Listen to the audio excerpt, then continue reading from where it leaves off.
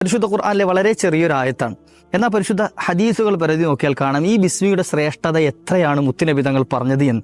കുല്ലു അംരിൻ ദീബാലിൻ ലം യുബ്ദഅ ഫീഹി ബിസ്മില്ലാഹി ഫഹുവ അഖ്തഉ.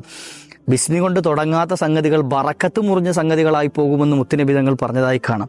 നമ്മൾ ഭക്ഷണം കഴിക്കുമ്പോഴും വെള്ളം കുടിക്കുമ്പോഴും വാഹനത്തിൽ യാത്ര ചെയ്യുമ്പോഴും ഉറങ്ങുമ്പോഴും ഇങ്ങനെ തുടങ്ങി ഏത് നല്ല കാര്യങ്ങൾ ചെയ്യുമ്പോഴും ബിസ്മി കൊണ്ടാവണം തുടക്കം കുറിക്കേണ്ടത്. എന്നാലേ ആ കാര്യത്തിൽ ബറക്കത്തുണ്ടാവുകയുള്ളൂ എന്ന് മുത്തുനബി തങ്ങളുടെ ഹദീസിൽ കാണാം.